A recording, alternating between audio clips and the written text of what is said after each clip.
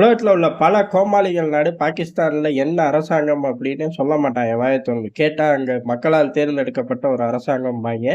அவன் சொந்த லாபத்துக்காக. ஆனா நாள்தோறும் அங்க நடக்கக்கூடிய சம்பவம், அங்க ஒரு பாகிஸ்தான் ராணுவம்ங்கிற பேர்ல ஒரு கொள்ள கூட்டம் உட்கார்ந்து ஆட்சி நடத்துது அப்படிங்கிறத ரொம்ப தெளிவா எடுத்து காட்டும். பிடிக்குது பிடிக்கலங்கிறக்காக மத்தவன் இஷ்டத்துக்கு பேசலாம். ஆனா பக்கத்துல உள்ள நமக்கு நல்லாவே தெரியும்.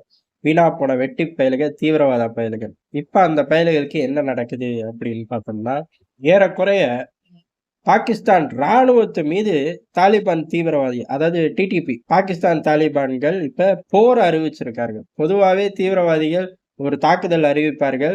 இல்ல மிஞ்சி போய் ஒரு யுத்தம், கித்தம்னு வாய தொறந்து பேசினாலும், இப்ப ஹவுதி போன்ற இயக்கங்களோ, இல்ல ஹமாஸ் போன்ற இயக்கங்களோ, ஹிஸ்புல்லா போன்ற இயக்கங்களோ, இஸ்ரேலோடு போர் அப்படின்னு தான் சொல்வார்களே ஒழிய, ஒரு காலமும் ஐடிஎஃப்போட போர்லாம் சொல்லப் போறது கிடையாது. ஆனா இங்க அப்படியே தலைகீழா இப்ப பாகிஸ்தான் ராணுவத்தோட போர். எப்படின்னா எல்லா வகையிலயும் போர் அப்படின்னு சொல்லி போரை அறிவிச்சிட்டார்கள். பாகிஸ்தான் ராணுவம் போர் அப்படின்னாலே பயந்து கை கால்லாம் நடுங்கக்கூடிய ஆட்கள் தான். ஓடி ஒளிஞ்சிருவாங்க.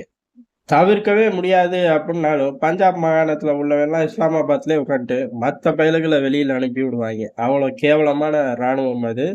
ஏறக்குறைய ராணுவம்ங்கிறத காட்டிலும் ஒரு தீவிரவாத கூட்டம் ஒரு ஸ்டாண்டர்டா உட்கார்ந்துருக்கு. அந்த கூட்டம் கிடுகிடுன்னு நடுக்கும். ஆனா இந்த தடவை ஆணி வேறைய பிடுங்கி எறிகிற மாதிரி தாலிபான்கள் சம்பவம் பண்ணிட்டார்கள். ஏன் அப்படின்னா ஏறக்குறைய அவனுங்க பண்ணிக்கிட்டே தான் இருக்காங்க.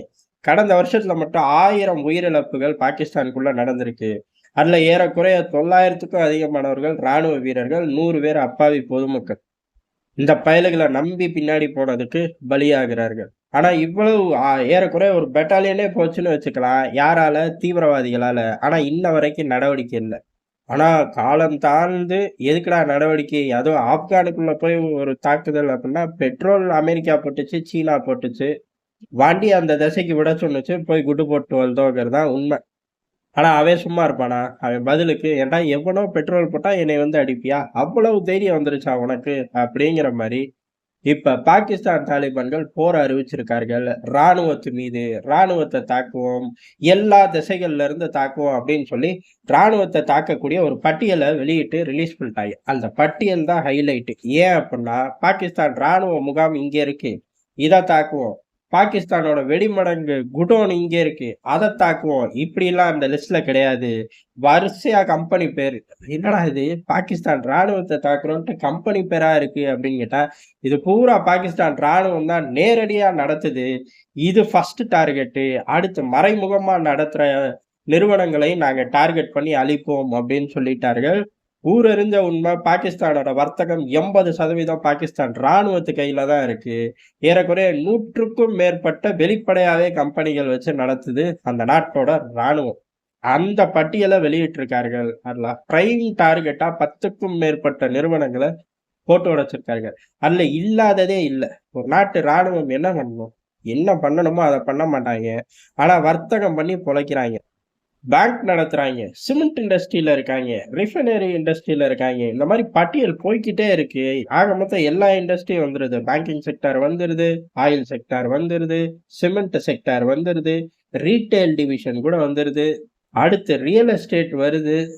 ஸ்டாக் மார்க்கெட் புரோக்கிங் கம்பெனி வரையுமே வந்துருது. லிஸ்ட் போய்க்கிட்டே தான் இருக்கு. எல்லாமே கேஸ் ஸ்டேஷன் ஆகட்டும், பெட்ரோல் ஸ்டேஷன் ஆகட்டும், கணிசமான செக்மெண்ட் எல்லாமே லாபத்தை அப்படியே அள்ளி கொட்டக்கூடிய டே டு டே லைஃப்ல இருந்து ஹெவியா சப்சிடி போற அளவுக்கு உண்டான எல்லா செக்மெண்ட்டையும் கவர் பண்றார்கள். வீணா போனது ராணுவ உற்பத்திக்கான மையங்களை அவர்கள் தான் கண்ட்ரோல் பண்றார்கள். அம்புட்டு பட்டியலை பயப்பிள்ளைங்க எழுதிட்டாங்க.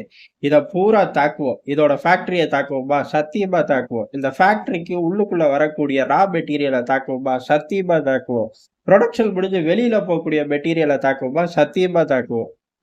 3 இடத்துலயும் தாக்குவோம். அதே மாரி இதுல உள்ள உயர் அதிகாரிகள தாக்குவோம். இதுல பாகிஸ்தான் ராணுவத்த நம்பி இன்வெஸ்ட்மென்ட் போட்டவன்லாம் எடுத்துட்டு ஓடிரு. அதே மாரி இந்த பேங்க்ல பணம் போடுறவன் பூரா எடுத்துட்டு ஓடிரு. பாகிஸ்தான் சிட்டிசன் இந்த ப்ராடக்ட்டுக்கெல்லாம் வாங்கி தொலைக்காத.